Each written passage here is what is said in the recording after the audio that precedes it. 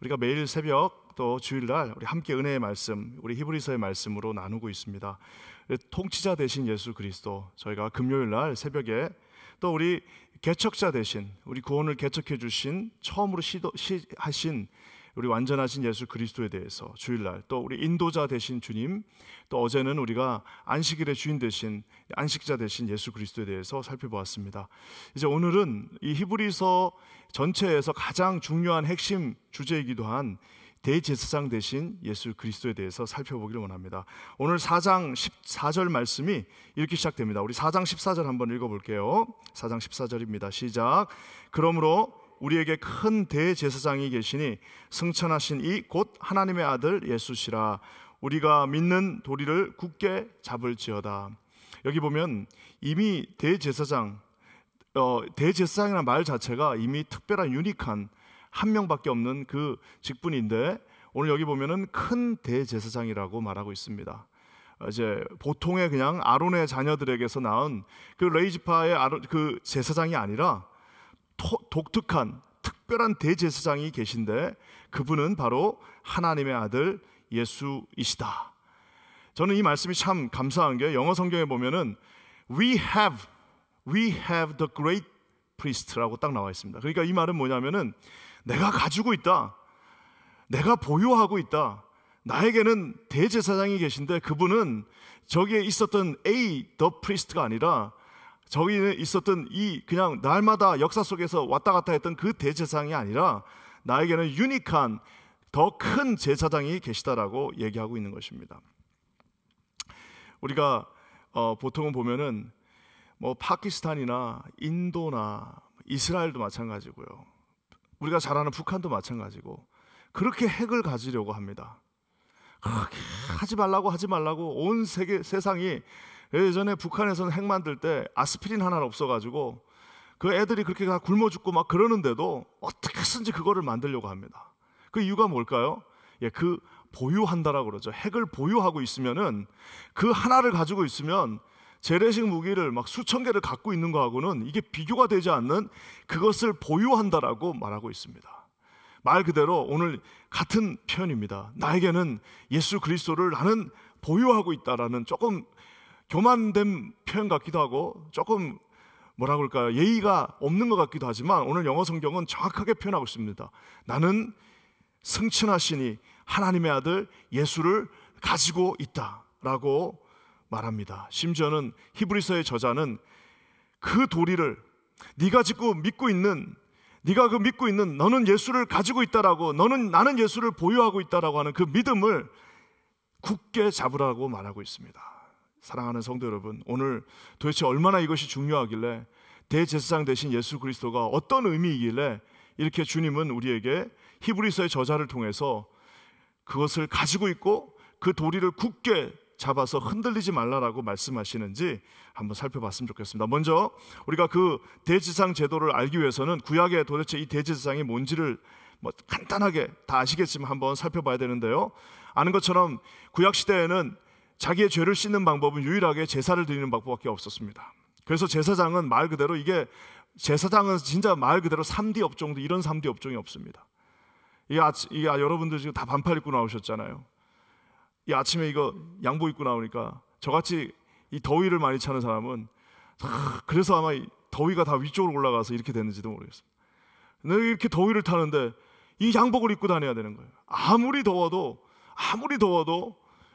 양복을 입어야 되는 겁니다. 그것처럼 이 대제사장들도 얼마나 옷이 휘황찬란하게 그 떼약볕이 내리치는 그 메테리안의 한 복판에서 그 옷을 다 입고, 그 지금으로 치면은 그 사람이 말 그대로 부처입니다. 그래서 매일마다 개차살, 매일마다 짐승의 피를 봐야 하는, 말 그대로 더운 곳에서 옷을 치렁치렁 입고 매일마다 짐승을 죽여야 되는, 말 그대로 3D 업종도 이런 3D 업종이 없습니다.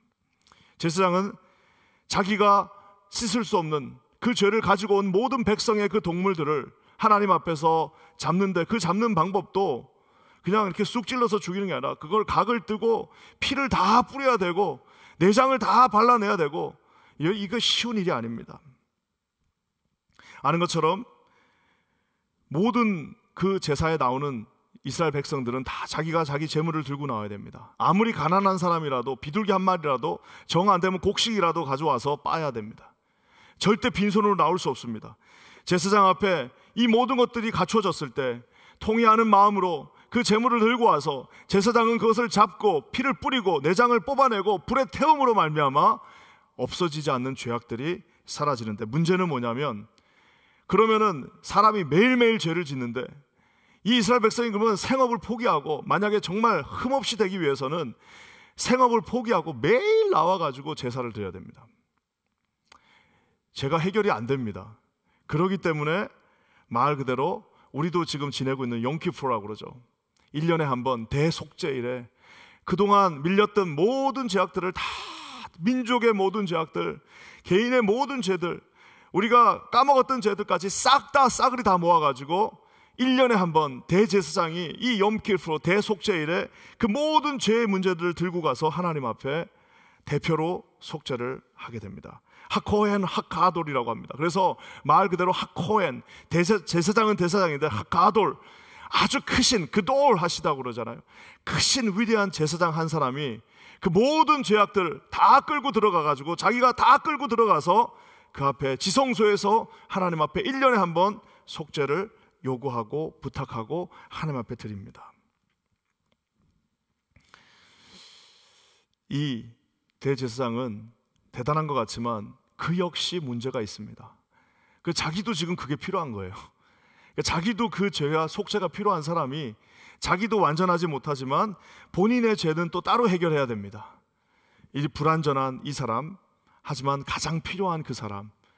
그래서 이스라엘이 어쩌면은 존재했을지도 모르는 이 대제사장은 이제 더 이상 성전이 무너지는 그 순간부터 없어졌고, 이제 우리에게는 또 다른 대제사장이 계신데, 그 대제사장은 그 인간 대제사장하고는 비교되기도 않는, 이 인간 대제사장이 아닌 완전한 대제사장 예수 그리스도가 계시다라고 얘기합니다. 사랑하는 성도 여러분, 저와 여러분은 얼마나 럭키한지 모릅니다. 저는 더 럭키합니다.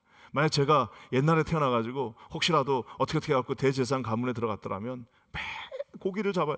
닭 한 마리 잡아보셨어요? 닭 한 마리 저는 잡아봤습니다. 닭 한 마리 잡는 것도 쉽지 않습니다. 그것도 그냥 마음이 힘들어요. 근데 그 매일 소 한 마리씩 잡고 매일 잡아야 된다고 생각하세요. 죄인들이 얼마나 많습니까? 그 죄를 다 들고 회개하는 그 일들은 쉽지 않습니다. 또 쉽지 않은 것뿐만 아니라 완전하지 않습니다. 자기 자신도 불안합니다. 불안한 사람이 불안한 일들을 가지고 계속해서 끊임없이 해야 되는 것이 제사제도였습니다. 하지만 오늘 주님께서 이 땅에 오셔서 우리에게 대제사장이 되어주셨습니다. 많은 포인트들이 있지만 두 가지만 오늘 나누기입니다. 이 대제사장은 어떤 분이시냐? 우리에게 은혜의 보좌를 허락해 주신 분입니다. 4장 16절 한번 다 같이 읽어보겠습니다. 가장 중요한 말씀이기도 합니다. 한번 다 같이 읽어볼게요. 시작.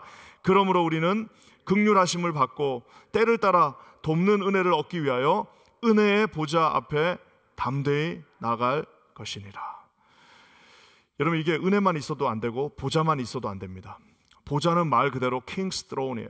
하나님, 정말 말 그대로 정말 왕이 있는 그 자리를 보좌라고 합니다.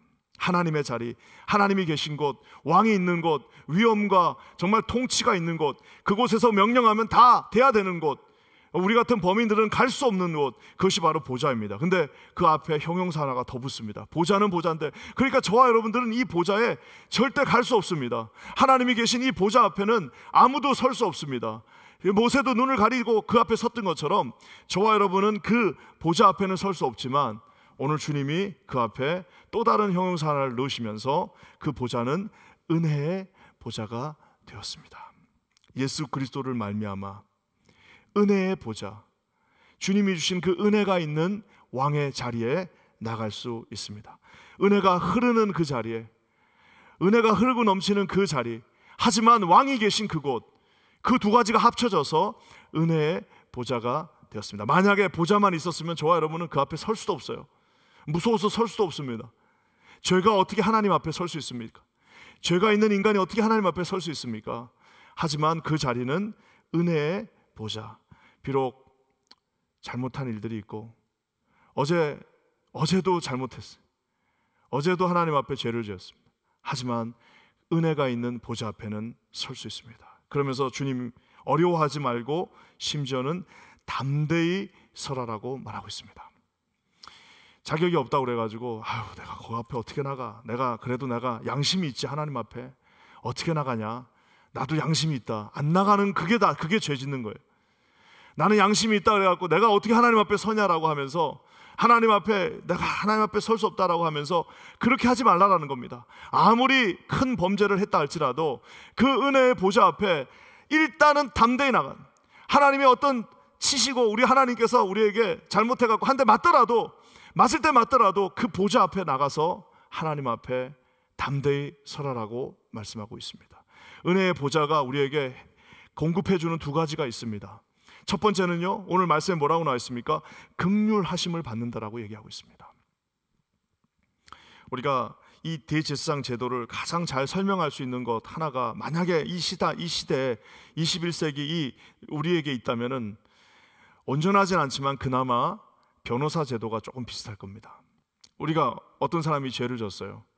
그러면 그 사람은 법정에서 자기가 말하지 않습니다. 변호사가 대신 말해줍니다. 무죄 추정의 원칙에 의해서 심지어 살인을 저지르고 현장에서 잡혔다 할지라도 변호사는 그 사람이 일단은 무죄다라는 그 전제하에 일을 합니다.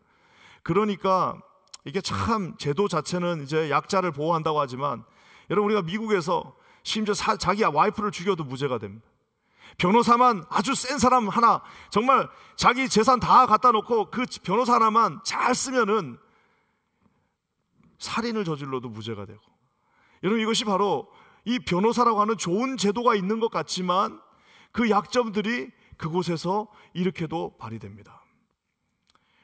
오늘 하지만 주님은 우리의 대제사장이 되신데, 이 변호사님들은 돈을 벌기 위해서 일하시고 또 자기의 승률을 높이기 위해서 일하지만, 오늘 이 대제사장 되신 예수 그리스도는 조금 다릅니다.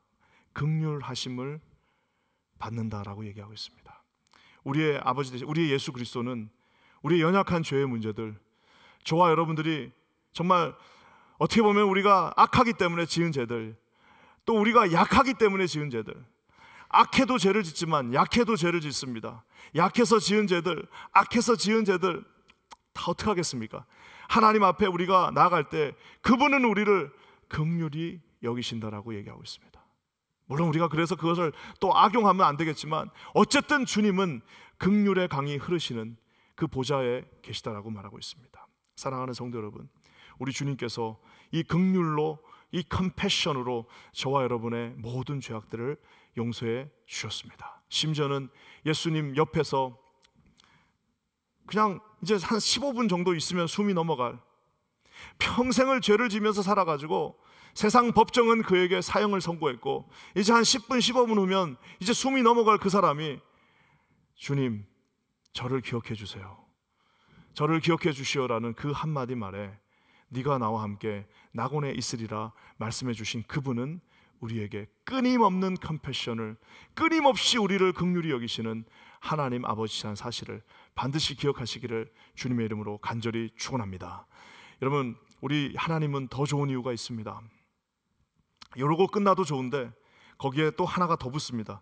때를 따라 돕는 은혜를 주신다. 때를 따라, 가을에는 가을에, 봄에는 봄비가 필요하고 가을에는 늦은 비가 필요한 것처럼 때를 따라서 우리 주님께서 돕는 은혜를 주신다라고 이 한 구절에 이렇게 좋은 말들이 다 들어가 있습니다. 한꺼번에 확 주시지는 않더라도, 한꺼번에 확 주시는 그 물, 어차피 그 비를 감당할 수도 없어요. 다 그때그때 필요한, 때를 따라 돕는 그 은혜들, 그때그때 필요한 하나님의 놀라운 사랑을, 그때그때 필요한 하나님의 지혜를, 그때그때 필요한 하나님의 그 실질적인 도움들을 그때그때 하나님 앞에 부르짖었을 때에 하나님이 그 시간마다 그것들을 때를 따라 돕는 은혜로 딱 정말 필요한 그만큼 주신다는 사실입니다. 사랑하는 성도 여러분, 한꺼번에 그냥 하나님이 자기 부모님한테 이만큼 받아놓고 그것을 찔끔찔끔 쓰는 사람하고 아무것도 없는 것 같은데 그때그때 하나님께서 때를 따라서 우리에게 필요를 아시고 채워주는 그 은혜를 체험한 사람들하고는 참 많은 차이가 있겠죠. 그래서 우리 자녀들이 말 그대로 하나님이 부모가 받은 은혜를 받는 것이 아니라 본인들이 어렸을 때부터 이 때를 따라서 돕는 은혜를 그때그때 체험할 필요가 있다는 사실입니다. 작은 거 하나를 주더라도 기도해서 받으라고 얘기해야 됩니다. 너 작은 걸 하나를 받더라도 너 기도해서 받아야 돼. 너 내일 시험을 보더라도 하나님 앞에 기도해서 그 기도를 받고 하나님 앞에 기도함으로 말미암아 때를 따라 돕는 은혜는 이렇게 받는 거구나라고 어렸을 때부터 50원짜리 100원짜리 하나를 받더라도 때를 따라 돕는 은혜 속에서 거할 때 우리 하나님께서는 오늘 우리에게 긍휼의 능력을 주셔서 긍휼의 은혜로 저와 여러분의 모든 구원의 문제들을 해결해 주실 뿐만 아니라 이 어려운 시대, 이 어려운 시절에 우리가 이 뉴욕 땅에서 살아갈 때에 얼마나 많은 필요들이 있습니까? 때를 따라서 돕는 그 은혜로 삶의 모든 크고 작은 문제들 또한 긍휼의 눈으로 컴패션으로 봐주시는 하나님이심을 여러분 반드시 기억하시기를 주님의 이름으로 간절히 축원합니다. 이 주님이 더 좋은 게 있습니다. 변호사들이 우는 거 봤어요? 변호사들 혹시 뭐 변호사하고 얽히면 좋은 건 없지만 목사다 보니까 성도님들이 변호사들하고 딜하는 것들 옆에서 보기도 했습니다. 변호사들이 만약에 내가 이 케이스에서 지면은 걱정하지 마세요. 내가 만약 이 케이스에서 지면은 내가 당신하고 같이 감옥 가겠습니다 하는 사람이 있습니까? 하지만 오늘 이 우리의 대제사장이신 예수님은 눈물을 흘리시는데 저와 여러분은 왜 아파하시는데 그냥 눈물이 아닙니다. 5장 7절 한번 읽어보겠습니다. 5장 7절이에요. 시작. 그는 육체에 계실 때에 자기를 죽음에서 능히 구원하실 이에게 심한 통곡과 눈물로 간구와 손을 올렸고 그의 경건하심으로 말미암아 들으심을 얻었느니라. 심한 통곡, 눈물과 간구의 손.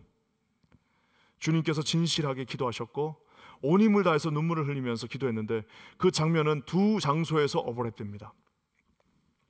사실 더 따지면 세 장소가 있어요. 하나는 우리가 잘 아는 것처럼 겟세마네 동산에서 주님이 결국에는 겟세마네 동산에서 왜 기도하셨느냐? 순종하기 위해서 기도하셨습니다. 이 잔을 내게서 옮겨 주옵소서 하지만 결국에는 그 잔을 받아 드시기 위하여 기도하셨는데 그 잔은 누구를 위한 잔이냐? 저와 여러분을 위한 잔 아니겠습니까?